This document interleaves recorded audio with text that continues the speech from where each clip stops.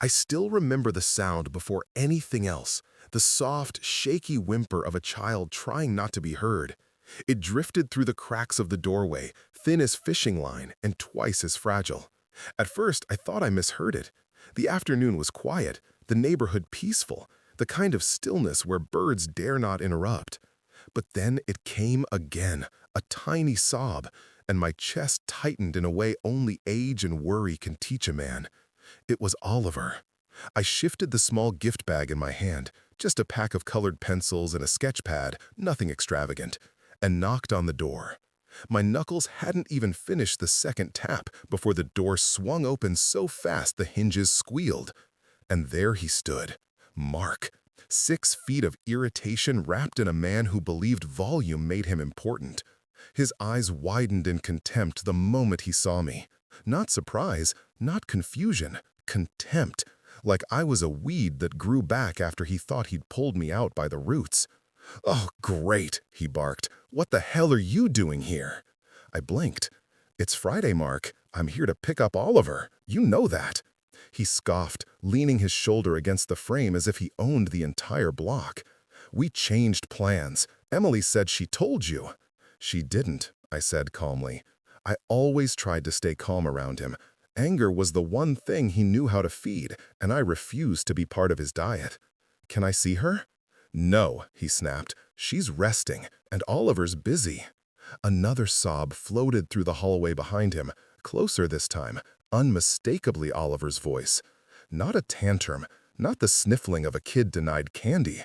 No, this was the cry of a child trying to hold himself together. My grip tightened around the gift bag. "Is he all right?" I asked. "He's fine," Mark said, rolling his eyes. "Kids cry. Stop hovering." But then something happened that broke whatever thin thread was holding my heart steady. Oliver appeared in the hallway, his small hands gripping the edge of the wall. His cheeks were wet, his eyes red, not from one sudden burst of crying, but from a long, defeated one. When he saw me, his face changed. Hope, raw, desperate, lit in his eyes. "Grandpa," he whispered. It was barely audible, but the kind of word that travels straight into a man's bones. I took a step forward on instinct, but Mark moved faster, planting a hand on the doorframe as if he could block the entire world with his arm. "I said we're busy," he spat. "You don't get to just show up whenever you feel like it." My eyebrows rose. "This is the time you agreed to, every Friday, 3 to 6. "Plans changed," he repeated, louder this time, his voice sharp enough to cut the air. Oliver took another step forward. He wiped his face with his sleeve and whispered, "Please don't go, Grandpa." That did it. Something inside me, a thing I keep locked behind polite smiles and patient nods, shifted. Because children don't cry like that for no reason. Not when they're healthy, not when they're safe. I lowered my gaze to Oliver. "It's all right, buddy. I'm right here." And that was when Mark snapped. "You're making it worse," he shouted, startling Oliver so badly he flinched and pressed himself against the wall. "Just leave, old man. You always mess things up when you're around. Emily doesn't want you interfering." The words hit harder than I expected. Not because they hurt, no, I've lived long enough to grow thick skin, but because they were so deliberate, so confident. As if he'd been waiting to say them. As if pushing me out was a plan, not a consequence of his temper. "Mark," I said slowly, eyes narrowing, "I'm not leaving until I know." But he didn't let me finish. He slammed the door in my face. Just like that. The sound echoed down the porch, a violent punctuation in the quiet afternoon. For a moment, I stood there frozen, staring at the chipped paint on the door like it held answers I had missed. Behind it, I could still hear Oliver crying, softer now, fainter, like a flame running out of air. I closed my eyes, letting the ache settle. Not the ache of age, but the ache of knowing too much and saying too little for far too long.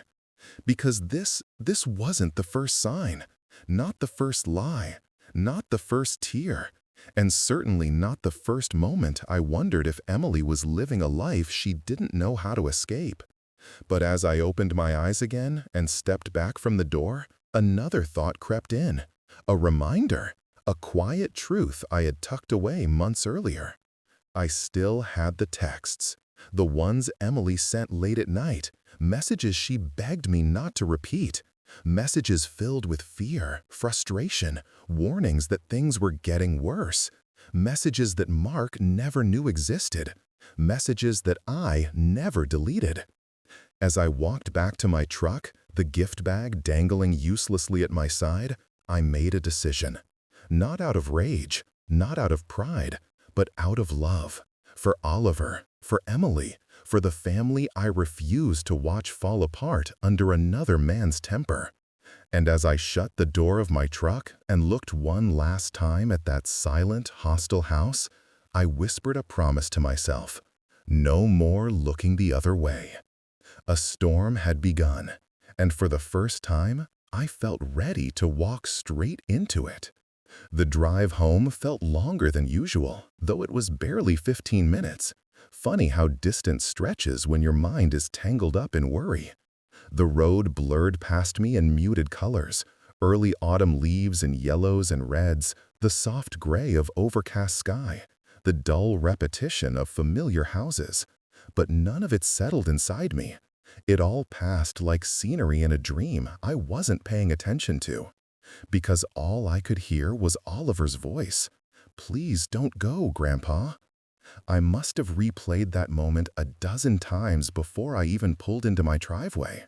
The way he clung to the wall, the way his voice cracked, the way he looked at me, not as a visitor, not as a fun afternoon activity, but as someone he desperately hoped could save him from something he didn't have words for yet. I parked in my usual spot, the old truck groaning gently the way it always did, and sat there with the engine off, hands still on the wheel. I didn't move, didn't even breathe deeply. I just let the silence swallow me. Because when a child cries like that, it's never nothing, and it sure as hell isn't something to ignore. For a long time, I stared at my front porch, the rocking chair, the potted plants I always forgot to water, the welcome mat that had faded to an unidentifiable brown. This home had held decades of laughter, grief, arguments, reconciliations. But right now, it held only me. And I felt useless. Useless the way old men fear becoming. I finally forced myself out of the truck, my bones creaking like the wooden steps I climbed. Inside, the house greeted me with the familiar creaks of settling wood and the faint smell of the coffee I left half-finished on the counter that morning. Everything was in its place, quiet and undisturbed, but my mind was anything but. I sat at the kitchen table and pulled out my phone. My hands hesitated for a moment, not because I doubted what I was about to look at, but because I already knew it would hurt. Then I opened the messages. Emily's name lit up the screen, her contact photo still an old picture of her graduating high school, smiling with that bright, hopeful grin I used to see every day. A grin I hadn't truly seen in months. I scrolled up. The first message hit me like a small, sharp pebble. "Dad, can I drop Oliver off for a few hours? Mark's in one of his moods again." That had been almost a year ago. I remember how casual she sounded when she came by that day, how she brushed off my questions, how Oliver played quietly in the living room while she sat on the couch pretending everything was normal. Another message. "Just don't mention it to him, please. He gets upset if I complain to anyone." Upset. Such a simple word. Too simple. Completely inadequate. I scrolled further. The messages shifted tone as the weeks passed. Her frustration grew more obvious, masked in nervous jokes or deflected explanations. He said Oliver knocked over his tools again, but the box was on a shelf the kid can't reach. I'm keeping him in his room until Mark calms down. I hate this. Do you think I'm overreacting? Maybe things are fine, and I'm just tired. And then the message that made my throat tighten all over again. Sometimes I wish I could just stay here at your house a little longer. Oliver sleeps better there. Children don't sleep better at someone else's home unless something is wrong in their own. But at the time, I didn't push. I told myself Emily deserved space, deserved respect, deserved the chance to handle her marriage without her old man stepping in like a bull in a china shop. I trusted her judgment. I hoped she'd talk to me when she was ready. Maybe that was naive. Maybe that was cowardice dressed as patience. I scrolled all the way to the most recent exchange, a month old. "Dad, please don't mention anything to Mark about Oliver being scared lately. He thinks I turn Oliver against him. I'll try to talk to him again. Just don't say anything yet." And the one that haunted me most: "If Oliver ever seems scared around him, just stay calm. Don't make it worse. Please." I stared at that message for a long time. Too long. Because today, Oliver was scared. He was trembling, crying, reaching for me with a desperation that shouldn't belong to a child his age. And I had stayed calm, just like she asked. But calm didn't feel noble anymore. Calm felt like failing someone who needed me to be more than a mild-mannered presence on the porch. My phone buzzed suddenly in my hand. A message from Emily. "Dad, sorry if Mark was short with you earlier. He's stressed. Let's reschedule for next week." I read the message twice. "Short with me?" I whispered to the empty kitchen. The words tasted bitter, like coffee left sitting for too long. I typed slowly at first. "Emily, he didn't let me see Oliver, and Oliver was crying." 3 dots appeared, disappeared, appeared again. Then nothing. A full minute passed. Then finally, "Dad, it's fine. I'll handle it." That was all. And that was when the worry in my chest twisted into something darker, something that felt like anger wrapped in disappointment. Because Emily wasn't fine. Oliver wasn't fine. And whatever she thought she was handling, she clearly wasn't. I locked my phone, set it gently on the table, and leaned back in my chair. Something had shifted today. Something in the way Mark yelled, something in the way Emily responded, something in the way Oliver cried like the sound itself was dangerous, and something in me, too, a quiet sharpening, a sense that the time for patience had passed and the time for truth had come.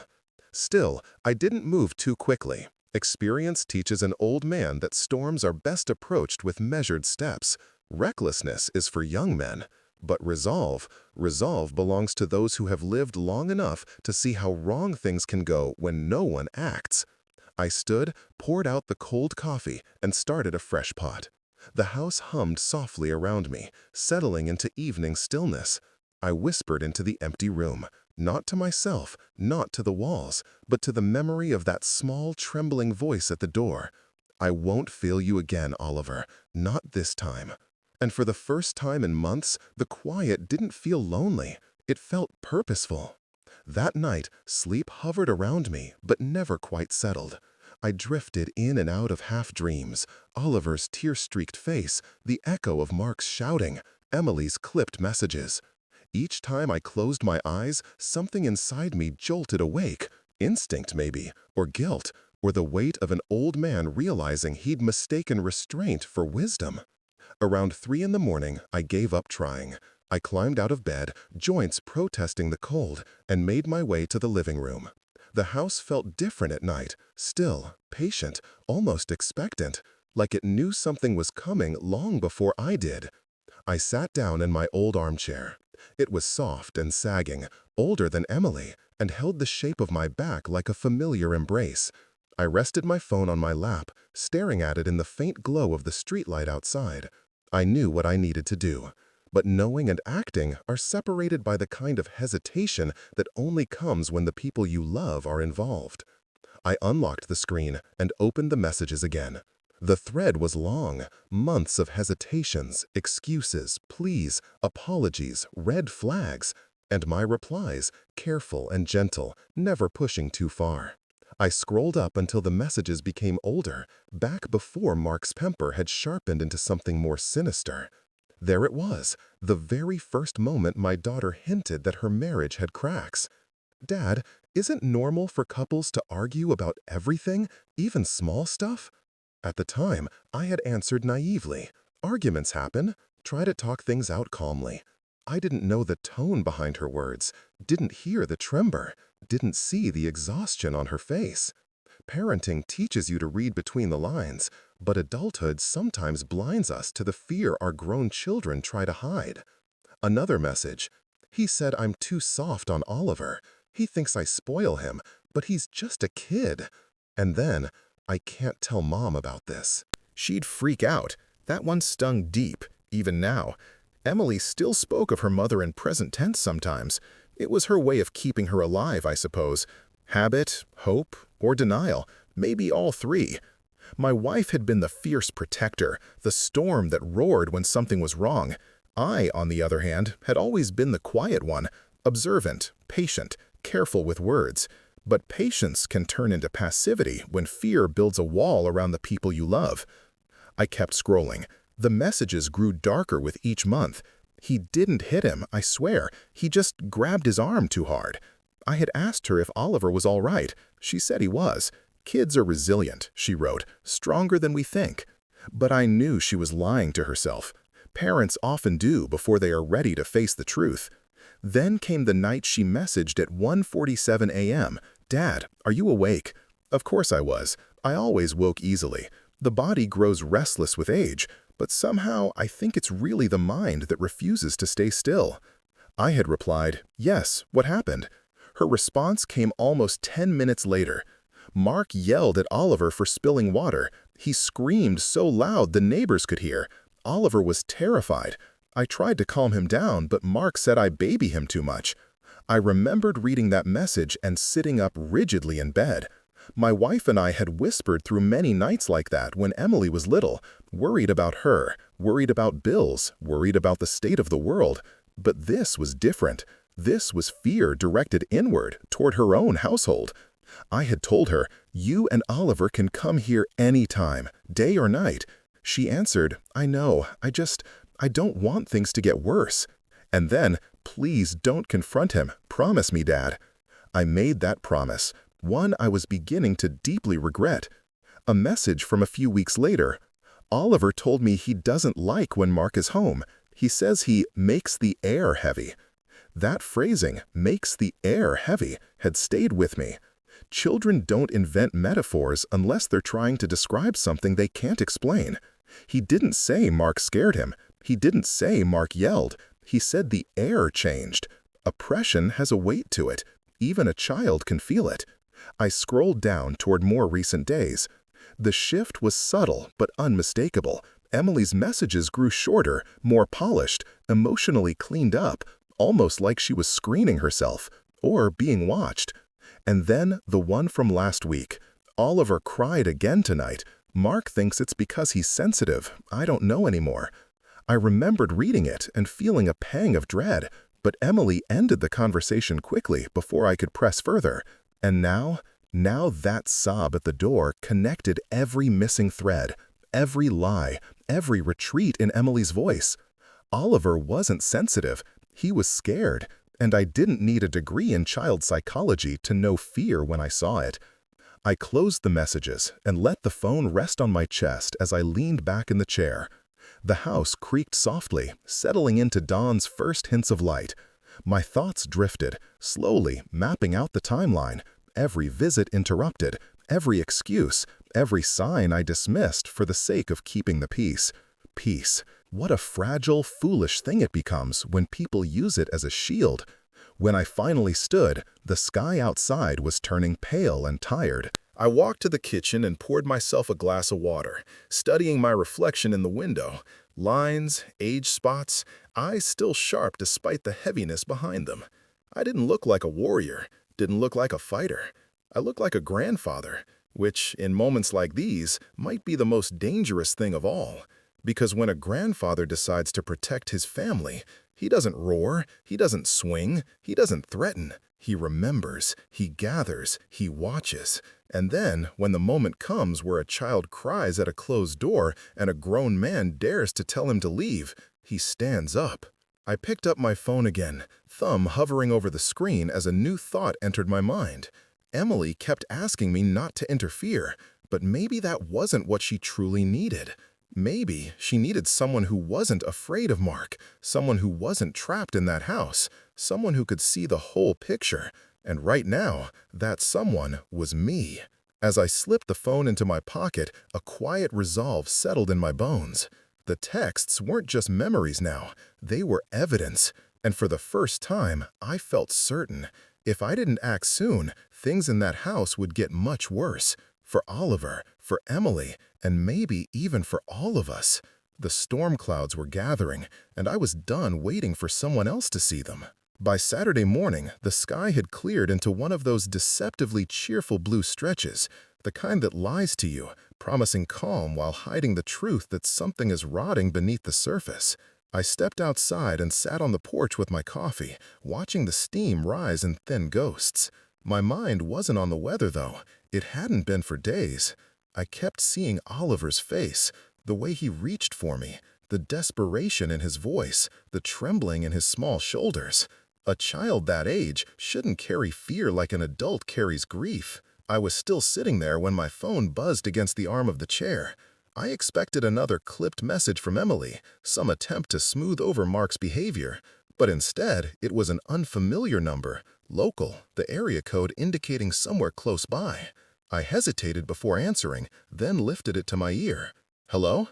A woman's voice, polite and careful, responded. "Hello. Is this Mr. Bennett, Oliver's grandfather?" My body stiffened slightly. "Yes? Who's calling?" "This is Miss Hart. I'm Oliver's teacher." She said the last word softly, like she was stepping onto thin ice. Teachers don't call grandparents on Saturday mornings unless there's something they can't ignore. "I hope I'm not interrupting anything," she continued. "No," I said, clearing my throat. "Not at all. Is everything all right?" There was a small pause, barely a breath, but heavy enough to give away her worry. "Well," she began, "I wanted to reach out because we've had some concerns lately, and Oliver has you listed as one of his emergency contacts. Not Emily, not Mark, me." That said more than anything else so far. "What kind of concerns?" I asked. She exhaled, as though she'd been hoping I'd ask directly. "There have been a few things over the past month. Oliver's been quieter than usual, withdrawn. He startles easily, seems nervous in class, especially on days when someone raises their voice." I leaned forward in my chair, the wood groaning with my weight. "Has he said anything?" "Not directly," she said carefully, "but his drawings have changed." "Drawings?" My heart thumped against my ribs. "Yes, he used to draw bright, playful things, trees, animals, robots.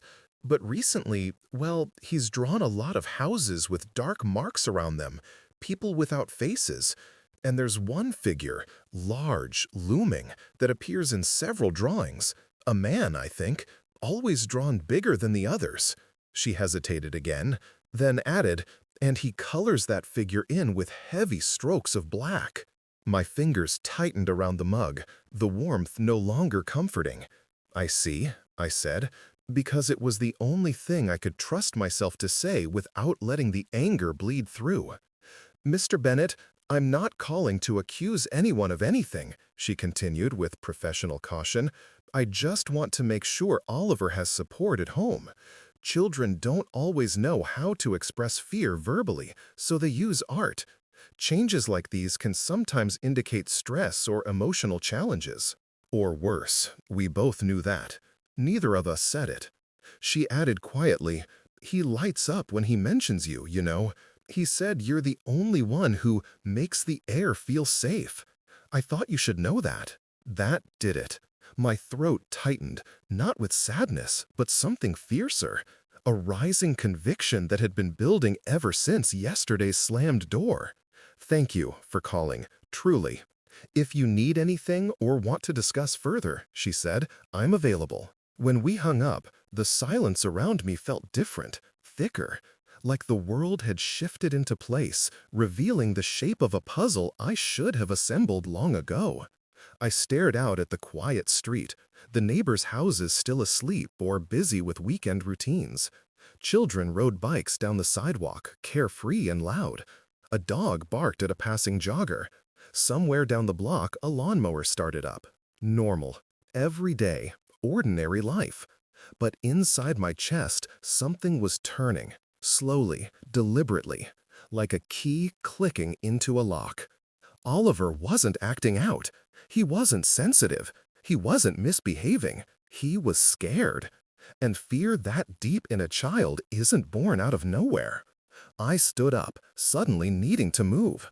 I walked around the yard, pacing without direction, replaying every detail of the past months.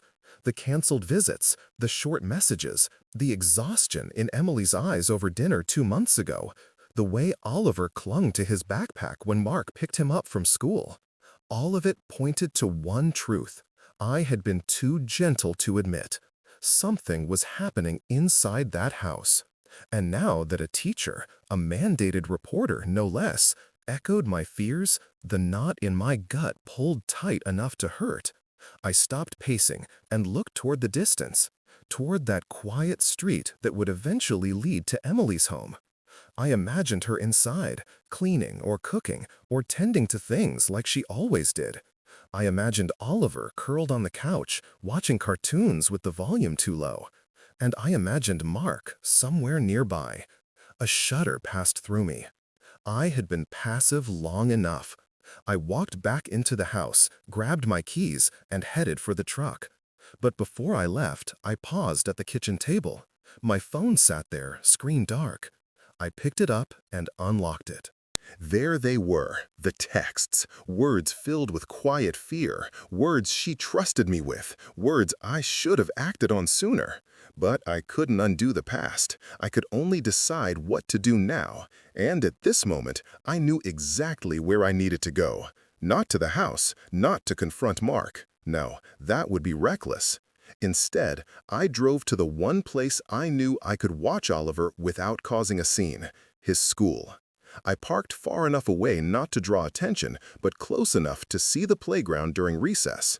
I checked the time, 15 minutes until recess ended.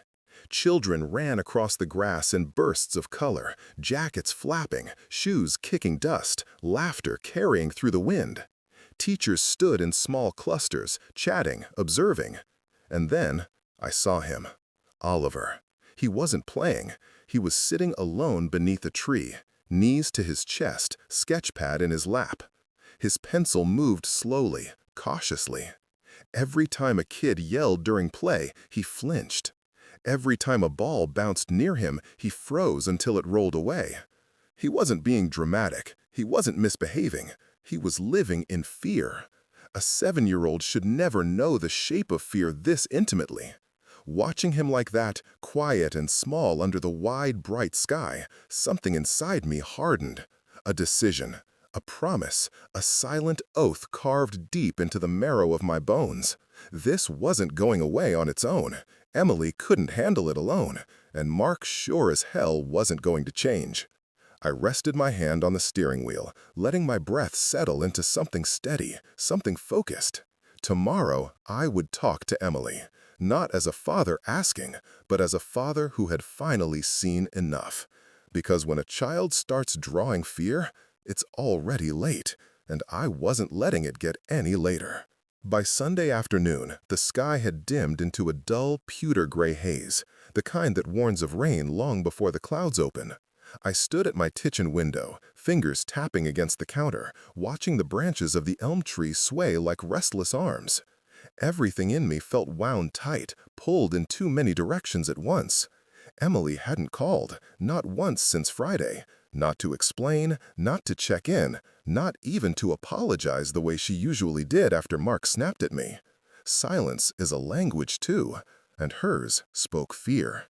Around 3 o'clock, I finally grabbed my keys. I didn't bother bringing anything with me, not the colored pencils, not the sketch pad, not the snacks Oliver liked. This wasn't a visit. This wasn't a drop-in. This was something else entirely. When I pulled into their neighborhood, my heartbeat quickened with every passing house.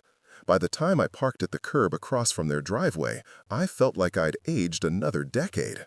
Emily's car was there. Oliver's little bike lay on its side by the fence. But Mark's truck was gone. A small mercy. I walked up the path, each step heavier than the last, and knocked gently on the door. At first, nothing. Then the sound of footsteps, soft, hesitant. The door cracked open an inch. The chain still latched. Emily's face appeared in the gap. Her eyes were swollen, her skin pale. She looked like someone who hadn't slept in days. "Dad?" Her voice was barely a whisper. "What are you doing here?"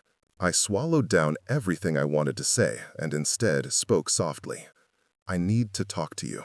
"Please, just a few minutes." She hesitated, glancing behind her as though expecting someone to explode from the shadows. Then she unlatched the chain and let me in. The house felt wrong. Not messy, not chaotic, just tense. Air shouldn't feel like something you can cut through, but here it did. Oliver wasn't in sight. The television was on low volume, playing some kids' show in a room down the hallway. I could hear distant giggles from the characters, fake joy echoing through a joyless space. Emily closed the door quietly, leaning against it for a moment like it was holding her up. "Dad," she said, exhaling shakily, "you shouldn't be here." "I know," I said gently, "but I needed to see you, needed to see how you're doing." "I'm fine." Her voice wavered on the last letter. "I'm just tired." "You're not fine," I said softly, "and you haven't been for a while." Her jaw clenched, tears gathering behind her eyes. She turned away, walking toward the kitchen, wiping her face quickly as if trying to erase evidence. I followed, careful not to push. The kitchen was immaculate, too immaculate, like someone cleaned out of fear, not habit. A single plate air-drying on the rack, a sponge perfectly wrung out. No crumbs, no clutter, no life. Emily stood at the counter, hands pressed flat against the surface, shoulders trembling. "I don't have long," she murmured. "Mark could be back any minute." That sentence alone told me more than any text message ever had. "That's exactly why we need to talk," I said. "Emily, what's going on in this house?" She stiffened. "Nothing. He's just stressed. Work, bills, everything. He's trying, really." "Is he?" I asked quietly, because Friday didn't look like trying. Her breath hitched. She closed her eyes. "I didn't know he yelled at you like that," she whispered. "Oliver told me after he stopped crying." There it was again, crying. The word parents use when they don't want to say fear. "Emily," I said, stepping closer, "Oliver wasn't just upset. He was scared, and he reached for me like he needed help." She covered her mouth with one hand, shoulders shaking. "I don't know what to do anymore," she whispered through her fingers. "I feel like I'm living with a stranger. One minute he's fine, and the next, he explodes over the smallest things. A spilled drink, a misplaced shoe, even the way Oliver breathes sometimes." My chest tightened. She turned, tears streaking her cheeks now, voice cracking like thin ice.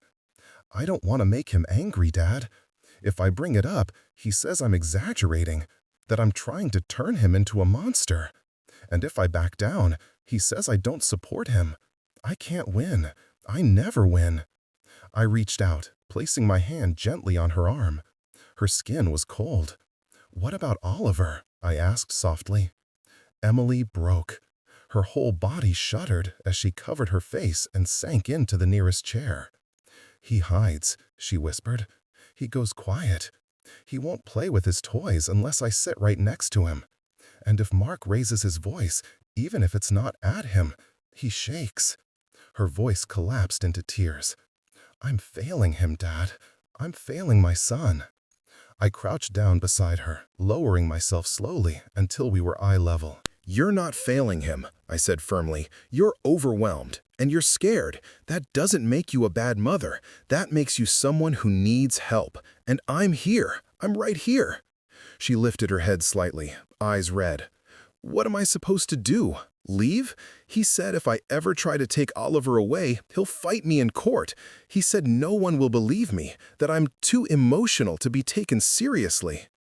Emily, I said quietly, you're not alone. You have me, and you have something stronger than fear. She frowned through the tears. What? I took a breath. The texts, I said gently, the ones you sent me. I still have them, all of them. Her eyes widened. Horror, relief, confusion, all battling on her face. Dad, why didn't you delete them? Her voice was barely a breath. Because I know what it's like, I said, to love someone you're afraid to leave, to think tomorrow will be better, even when nothing changes. I saved them in case you ever needed them. Emily stared at me as if seeing me for the first time. And then she broke again, this time falling into my arms, sobbing into my shoulder. It's getting worse, she whispered. I'm scared of him, Dad, but I'm even more scared for Oliver. I held her, patting her back slowly, feeling her tears soak through my shirt.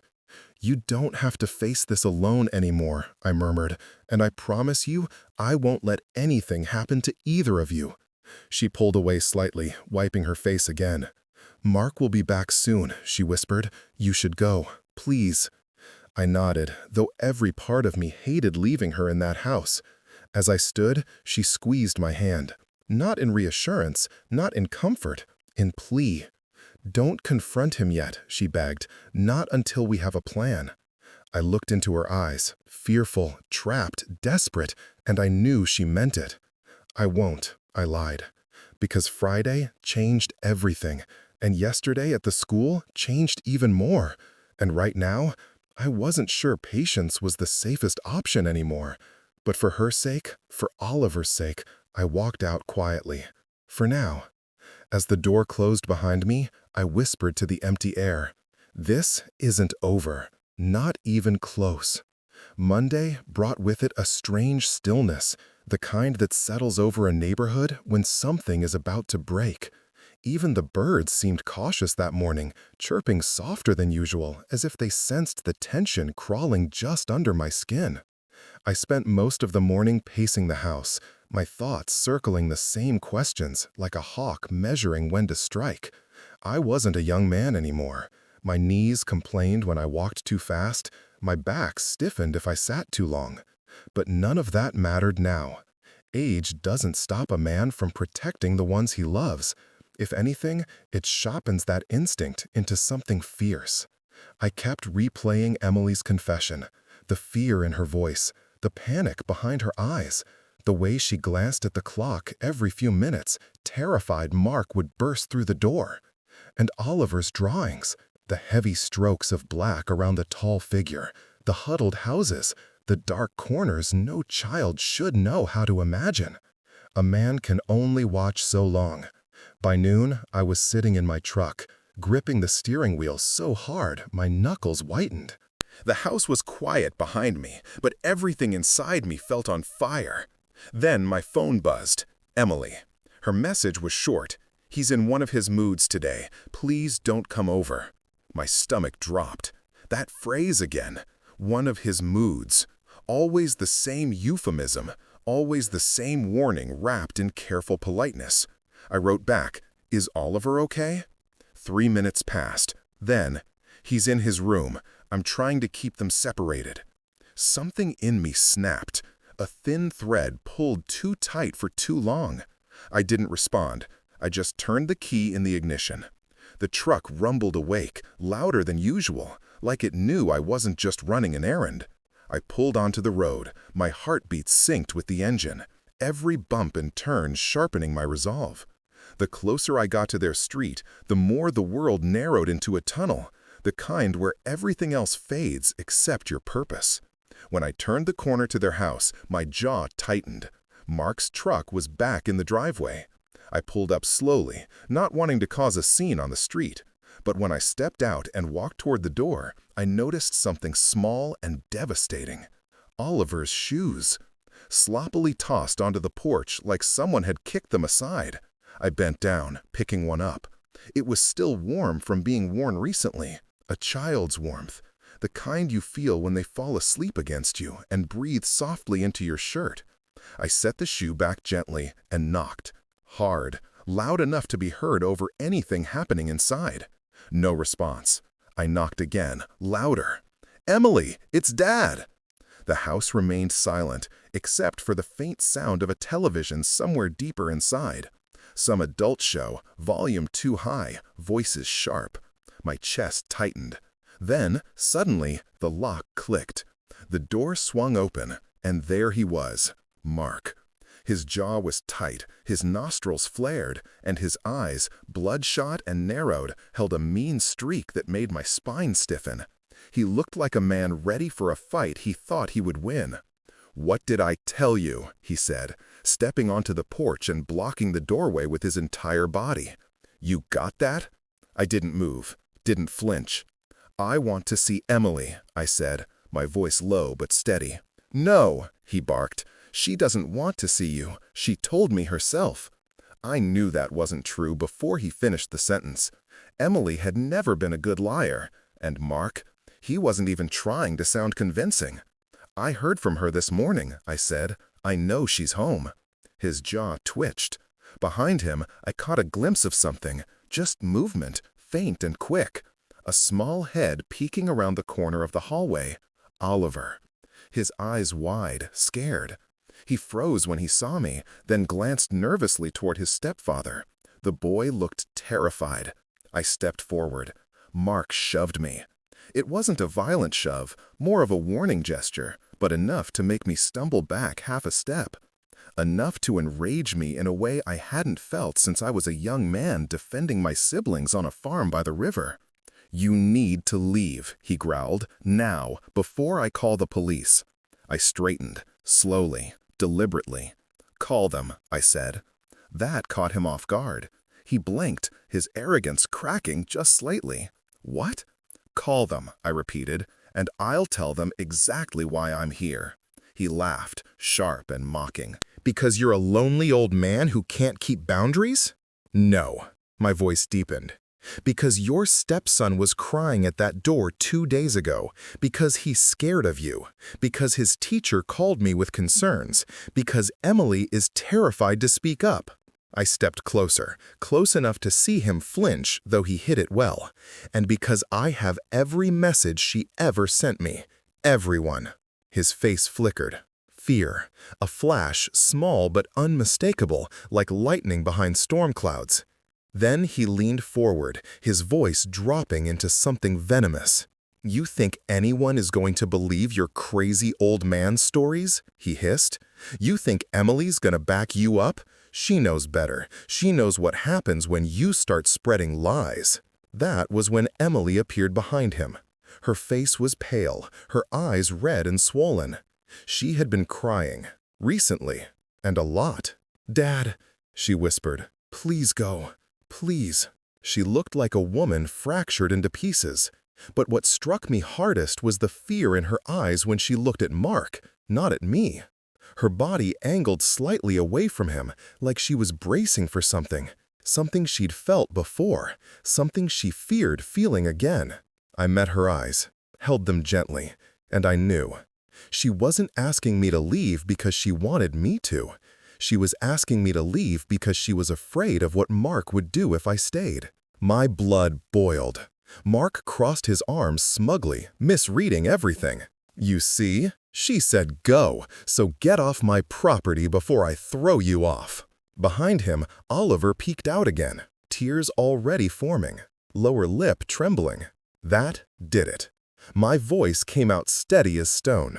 "No," I said, "I'm not going anywhere." Mark's eyebrows shot up. "What did you just say?" "You heard me," I said.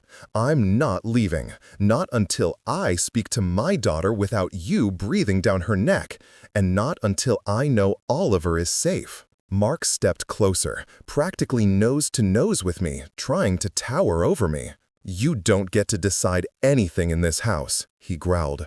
"You're nothing here." He couldn't have been more wrong, and for the first time, he was about to find out. I pulled my phone from my pocket and held it up, not threatening, just visible. Emily. I said quietly. "Remember the texts you sent me?" Her entire body froze. Mark's eyes darted between us. "What texts?" he demanded. The fear on Emily's face told him everything he needed to know, and for the first time since I'd known the man, Mark went truly, utterly silent. The storm had finally found its target, and I wasn't backing down. Not now, not ever. For a full 3 seconds, no one moved. Mark's posture stiffened, his jaw grinding like he was chewing anger. Emily's hands trembled at her sides, fingers halfway curled as if she wanted to reach for Oliver but didn't dare with Mark standing there. And Oliver, my sweet boy, stood barefoot behind them both, half hiding behind the hallway wall, clinging to the sleeve of his little t-shirt like it was a lifeline. Mark's eyes locked onto the glow of my phone screen. "What texts?" he repeated. But this time, his voice wasn't confident. It was thin, pressured, a balloon stretched too tight. I didn't break eye contact with him. "You heard me." Emily swallowed hard. "Dad, please." But I raised a hand gently, not to silence her, but to reassure her. "It's all right, sweetheart." Mark scoffed, trying to regain his footing. "This is pathetic. You think waving a phone around makes you some kind of hero? Give me a break." He reached out, trying to grab the phone right out of my hand. I stepped back before he could touch me, slipping it calmly into my pocket. A simple motion, but deliberate, controlled. The kind of move that told him I wasn't scared. I wasn't backing down. I wasn't leaving without saying what I came to say. "Careful," I said softly. "You don't want to make this any worse for yourself." His nostrils flared. "Worse? Worse how?" I tilted my head slightly. "You'd be surprised how quickly things can escalate when someone lays hands on a man of my age." That landed exactly where I wanted it to. His eyes flickered. Because threats don't work the same when the one you're threatening knows the law better than you do. Emily's breath stuttered, her chest trembling with every inhale. "Dad, please, I can't." "You don't have to," I interrupted gently. "I'll handle this." Mark spun toward her, snapping. "What is he talking about? What did you tell him?" Emily's eyes widened in fear, her voice trapped somewhere between her lungs and her throat. "Mark, I didn't." "You're lying." His voice was a hiss now. "You always lie when your daddy's around." My blood pressure surged. "Don't talk to her like that," I growled. He turned on me, pointing an accusing finger inches from my face. "You don't get to tell me how to run my house. You don't get to stick your nose into my marriage. You don't get to undermine me in front of my family." I straightened my back. "Oliver is my family. Emily is my family. You are a guest here, Mark, a temporary condition." He went red. "You old—" "Mark." I cut him off calmly, coldly. "Stop." He froze mid-sentence, stunned that I dared raise my voice at all. Good. I reached into my pocket and pulled the phone back out slowly, deliberately. His eyes followed it like prey spotting the glint of a hunter's blade. I opened the message thread with Emily. Then I read, out loud, in a steady, unshaken voice. "Dad, can I drop Oliver off for a few hours? Mark's in one of his moods again." Emily gasped and covered her mouth, tears pooling instantly. Mark stiffened, his face draining of color. I continued. "He said Oliver knocked over his tools again, but the box was on a shelf the kid can't reach." "No, Emily," Mark stammered. "What the hell are you—" Another. "Sometimes I wish I could just stay here at your house a little longer. Oliver sleeps better there." A tiny sob burst from the hallway. Oliver. He hadn't looked away from me since I started reading, but now his little body began to shake, his fear visible in every inch. Mark took a step toward Emily. "You lied to me." She shrank back like a wounded animal. "No," I said sharply. "She told the truth. You just didn't want to hear it." He spun toward me. "You don't know anything. She was emotional. She was exaggerating." I ignored him. Another text. Mark yelled at Oliver for spilling water. He screamed so loud the neighbors could hear. Emily broke into tears. Oliver whimpered softly in the hallway. And Mark's face twisted, not in anger, but in realization, because he knew what these texts sounded like. He knew what they meant. He knew what people would think. Finally, I said the words that made the entire house feel too small to contain what followed. I've kept every message, every one, and they're saved in more than one place. His voice cracked. You wouldn't. I stepped closer, close enough to smell the sour sweat of panic on him. I would, and I did. He looked at Emily wild-eyed. You're going to let him do this? You're going to let him destroy everything we've built? Emily's breath hitched into a broken half-sob. Everything we've built? Mark, I've been terrified for months. That hit him harder than the texts. He turned to her in disbelief. Terrified? Of me? She didn't answer, but Emily didn't need to. Her silence spoke the truth he'd been refusing to face. He looked like a man drowning in a panic he'd never believed could reach him. Then Oliver's small voice floated through the tension, cracking the room in half. Mom? Emily rushed to him immediately, wrapping her arms around him like she wanted to shield him from the entire world. Mark took a step toward them. I stepped between. One more step, I warned, and I call the police. He stared at me, breathing hard, face twisted with rage and fear. You think they'll believe you over me? He spat. I think, I said quietly, that evidence speaks louder than your yelling ever could, and I'm done staying quiet. Something inside him broke then, not loudly, but visibly. A shift, a collapse of the control he'd been clinging to. You're ruining everything, he whispered, voice trembling. No, I said. You ruined it the moment you made a child afraid to breathe. Emily was crying openly now, holding Oliver tight against her chest. He clung to her, burying his face in her shirt. And Mark? Mark stood there shaking, his world collapsing because the truth had finally climbed out of the dark. I lowered my voice. This ends today. The storm was no longer coming, it was here. Mark didn't speak after that. Not immediately. He just stood there in the center of the living room, chest rising and falling too fast, eyes darting from me to Emily to Oliver, as if each of us held a different weapon he couldn't defend against. The silence in the house thickened, dense, humming with a kind of tension that felt almost electric. Emily kept her arms wrapped around Oliver, rocking him gently.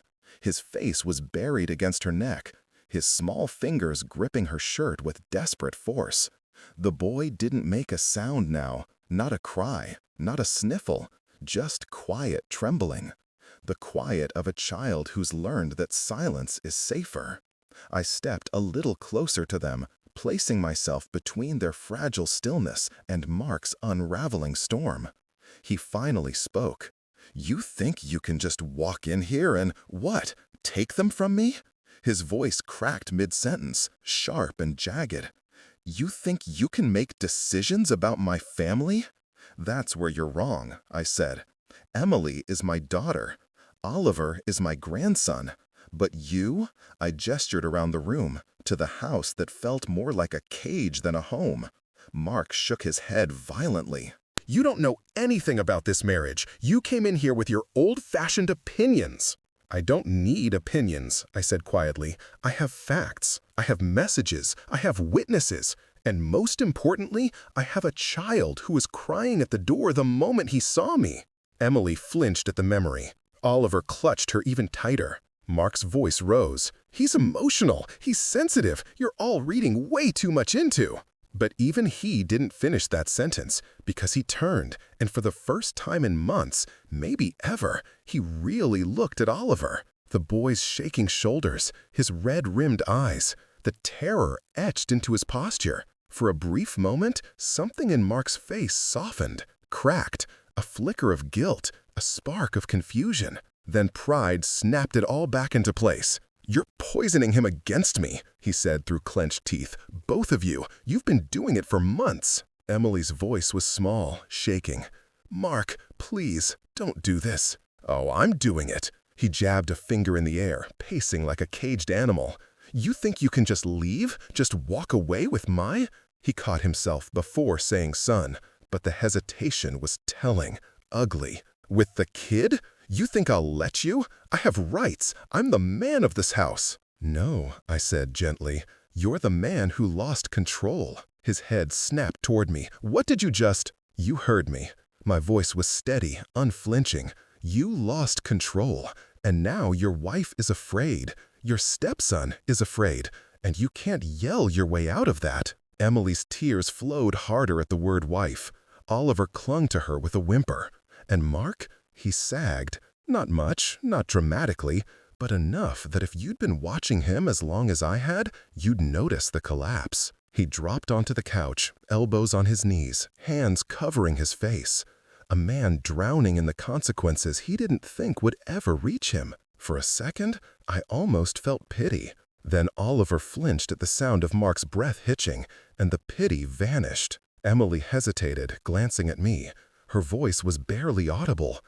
"Dad, what do we do?" That was the moment everything shifted, because I had been waiting for her to ask that question, waiting for her to stop hiding behind fear, waiting for her to let me take the weight she'd been carrying alone. "First," I said softly, "you and Oliver are leaving. Today." Mark shot upright. "Absolutely not!" I didn't look at him. "Yes, you are. This house isn't safe for either of you right now." Emily swallowed, her voice trembling. Where would I go?" "You'll come to my place," I said without hesitation. "Just until things settle, just until we figure out the next steps." Mark stood, pacing again. "You can't just— This is my home. She can't just move out. That's abandonment." "Enough," I said, lifting a hand. "I'm not here to argue the law with you." But that was a lie, because I knew the law quite well, and Mark didn't. I turned my gaze back to Emily. "Sweetheart, the texts you sent me are evidence. So are the school concerns. So are the neighbors' comments." Emily looked shaken. "Dad, I don't want to destroy his life." "You're not," I said gently. "He created the situation. All you're doing is protecting your son." Mark barked a laugh, but it didn't reach his eyes. "You really think anyone's going to believe messages from months ago?" "I think," I said, pulling my phone back out, "that the lawyer I forwarded them to will." The blood drained from his face. "You— what?" he whispered. "I sent everything this morning," I said calmly, "timeline included. Every visit you canceled. Every time Oliver came to my house shaken or quiet. Every comment from Emily about your temper. All of it." Emily gasped. "Dad, you—" "I told her I wouldn't let anything happen to her or her boy," I said softly, and I meant it. Mark let out a strangled sound, half rage, half panic.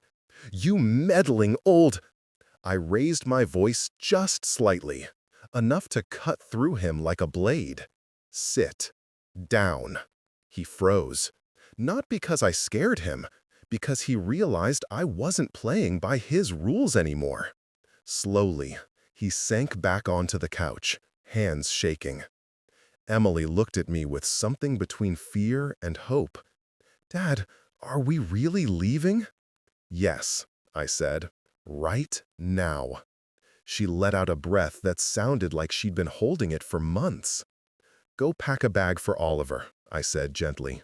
"Just essentials. We're not staying long enough for him to need more." She wiped her face, nodded, and hurried down the hallway. Oliver followed, staying glued to her side like a shadow, afraid of losing its light. Mark stared at the floor, silent, broken in a way that came from years of arrogance finally collapsing under its own weight.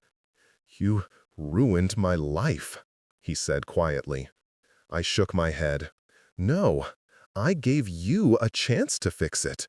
You refused." He looked up at me, eyes glassy with fury and something eerily close to despair. "What happens now?" he whispered. I took a slow breath. "Now?" I said. "Now, we stop pretending, and we start telling the truth. Because this wasn't a moment of dramatic confrontation. This was the beginning of the end, and justice had finally stepped through the door."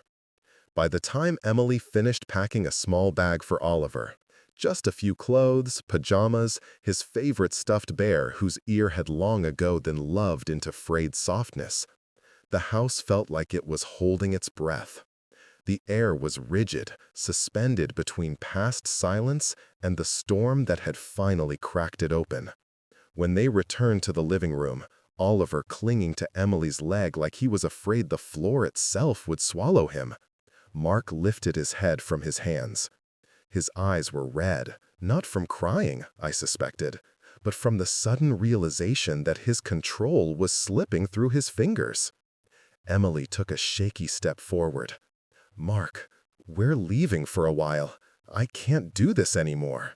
He rose halfway, the panic in him bubbling up like boiling water.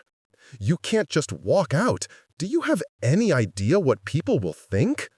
Emily's voice cracked. "I don't care anymore." That single sentence broke something inside him. He sagged back into the couch, defeated, small. Not the towering figure he had painted himself to be in this house.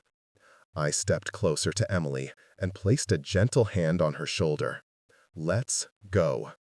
We moved toward the door as a unit, Emily holding Oliver close, me walking slightly in front like a shield. But just before we stepped outside, Mark stood abruptly. "I'll fight you," he blurted, his voice shaking. "I'll get a lawyer. I'll take Oliver from you." Emily froze. The blood drained from her face. But I didn't stop walking. I turned just enough to look at him, my voice calm but cold. "You can certainly try." His mouth opened, but I cut him off before he could gather the force behind another threat. But every text, every documented incident, every neighbor who heard screaming, every single thing goes into the custody evaluation. And trust me, courts don't look kindly on adults who scare children. Mark's bravado flickered, crumbled, died. He sat down again, head in his hands, muttering something unintelligible. We stepped outside, the fresh air hitting us like a wave of relief and fear blended together.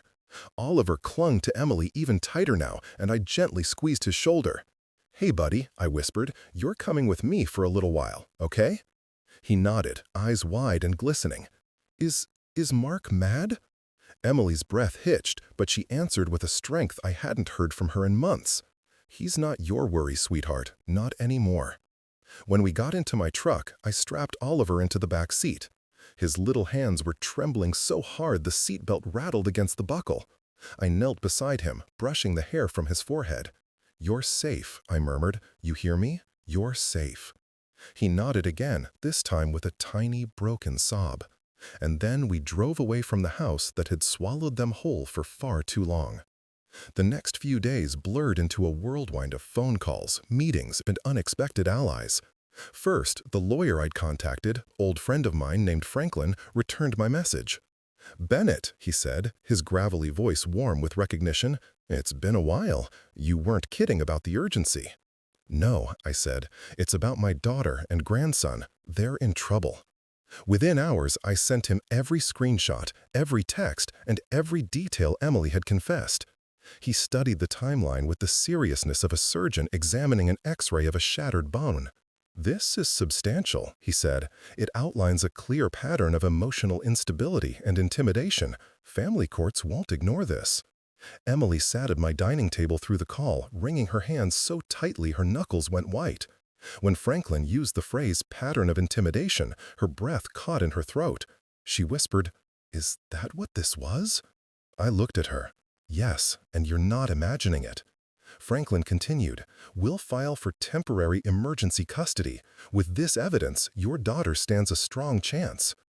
Emily wiped her eyes, nodding weakly. "Thank you." After the call, she broke down again, but this time the tears were different. Not fear, not helplessness. Release.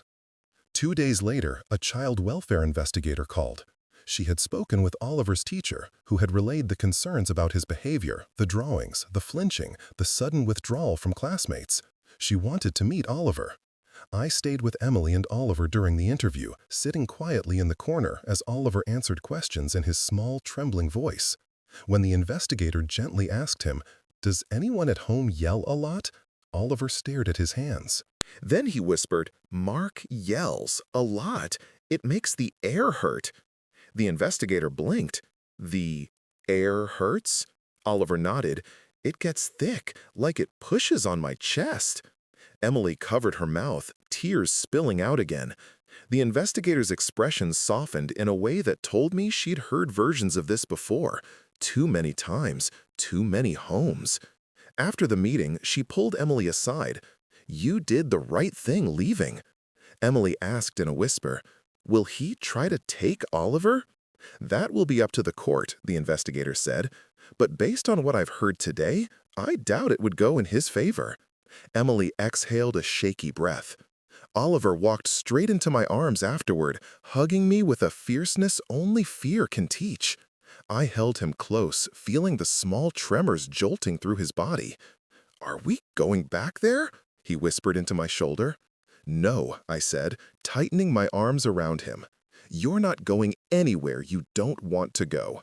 By Friday, the preliminary custody meeting was scheduled. Mark showed up wearing a pressed shirt and forced smile, trying to appear like a reasonable man. But a person's eyes give them away. His darted constantly, full of fear and wounded pride. Emily sat beside me, clutching my hand so tightly I could feel her pulse racing through her palm. When the mediator started speaking, listing the concerns, Mark's face shifted from denial to panic to anger. He insisted everything was exaggerated, that Emily was overly emotional, that I was interfering. But the mediator held up a thick folder. "The documentation submitted by Mr. Bennett is substantial," she said, "and corroborated by school observations." Mark's mouth fell open. "School? What school?" The mediator continued, unaffected. "Additionally, your stepson's drawings and behavioral changes strongly indicate emotional distress." Mark's face turned ashen. Emily squeezed my hand harder. When the mediator asked if he had anything else to say, Mark's voice failed him. He shook his head. And for the first time, he looked small, powerless, exposed. The mediator concluded, "Temporary sole custody will be granted to Emily until further evaluation." Emily broke into silent tears. Oliver, who had been sitting in the waiting area coloring quietly, hugged her the moment she stepped out of the room. And me? I placed a gentle hand on my daughter's back as she whispered, "Thank you, Dad. Thank you for not giving up on us." I swallowed past the lump in my throat. "I will," I murmured, "not while I'm alive." Later that night, as Oliver slept peaceful and unafraid in the guest room, finally dreaming without trembling, I sat on the porch, letting the quiet settle around me like a long-awaited blanket. The storm hadn't ended yet. There would be court dates, hard conversations, healing to navigate. But for the first time, the clouds had broken. And in the new stillness of the night, one truth became clear. Justice isn't loud, it's steady, patient. And when it finally arrives, it arrives like an old man who has seen too much and stayed silent too long, and refuses, absolutely refuses, to stay silent ever again. The morning after the custody meeting, the house felt different somehow. Not in a dramatic, sweeping way, but subtly, quietly. Like someone had opened a window just enough for the first fresh breath of air to slip inside after months of stale heaviness. Oliver woke up smiling. The kind of smile children wear when a burden they shouldn't have carried in the first place has finally loosened its grip. His hair stuck up in all directions, a little haystack perched on his head, and he shuffled into the kitchen rubbing his eyes. "Morning, Grandpa," he murmured. 2 simple words, but hearing them without the tremble, without the hesitation, without the shadow behind them, it nearly split my heart open. "Good morning, buddy," I said, lifting him onto the stool. "Pancakes or eggs?" "Pancakes," he said immediately, grinning. "With chocolate chips." "Chocolate chips it is." As I stirred the batter, I caught Emily leaning against the doorway, watching us. Her face still carried exhaustion, but something new had replaced the fear. Something soft, fragile, but unmistakable. Relief. "You slept?" I asked her carefully. She nodded. "Better than I have in months." "You will again tonight," I said, "and the night after that." Her eyes glistened. "Dad, I don't know how to repay you." "You don't," I said. "You just raise that boy in peace." She smiled weakly. "I think I can finally do that." The days that followed moved slowly, but in a gentler rhythm. Emily filed the necessary papers with Franklin's help, and the investigations rolled forward with steady momentum. Calls from the mediator, appointments with counselors, each step leading them a little farther away from the tension that had been strangling their lives. Oliver began drawing again. Bright things this time. Trees, rockets, a cat wearing a cape. People with smiles instead of hollow faces. He still had moments where he startled at loud noises, but the trembling was less frequent. The nightmares eased. Healing isn't a switch. It's a sunrise. Slow, gradual, impossible at first, but inevitable. A week later, as I sat on the porch in my old rocking chair, coffee warming my hands, morning sunlight warming my bones, I saw a familiar figure walking up the driveway. Emily. She carried a small envelope in her hands. "Dad," she said as she stepped onto the porch.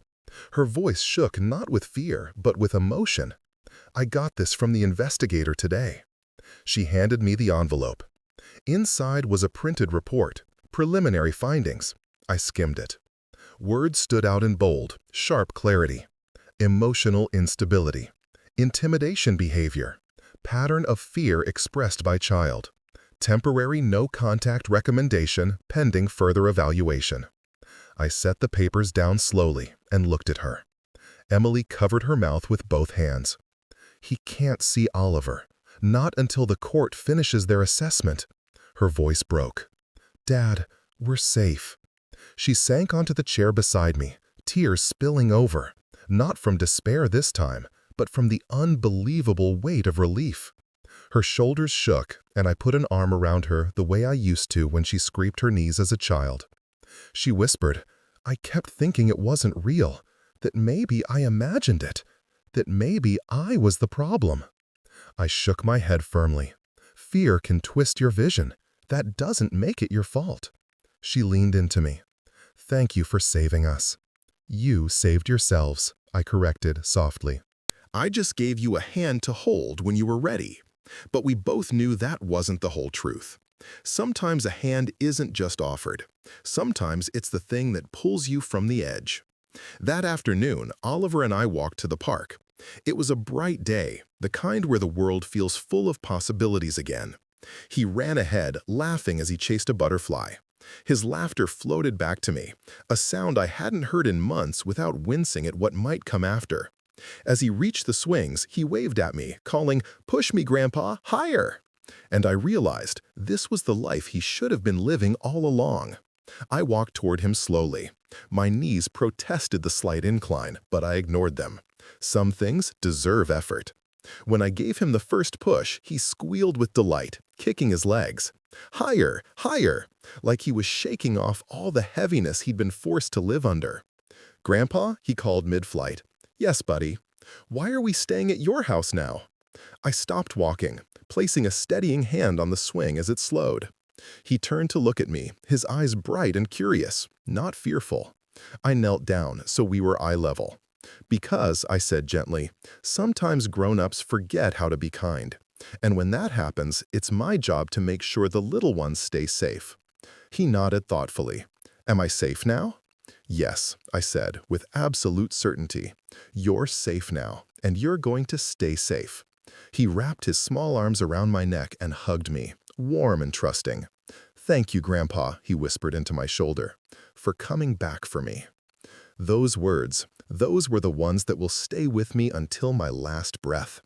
That night, after Emily tucked Oliver into bed and the house settled into a comfortable hum, I returned to the porch, the place where the worst day had begun and the quiet redemption now settled. The stars were sharp tonight, clear, no clouds left to hide behind. I leaned back in the rocking chair, feeling the familiar grooves against my spine, and closed my eyes. People think age weakens you, that it softens your edges, dulls your voice, makes you small. But sometimes age does the opposite. It sharpens your vision. It strengthens your spine. It makes you dangerous in all the right ways, because you've lived long enough to know what truly matters, and long enough to know when silence becomes a crime. I wasn't loud. I wasn't violent. I wasn't heroic. I was just a grandfather who refused to look away. And for Oliver, for Emily, for family, that was enough, more than enough. The storm had passed, and at long last, we were home.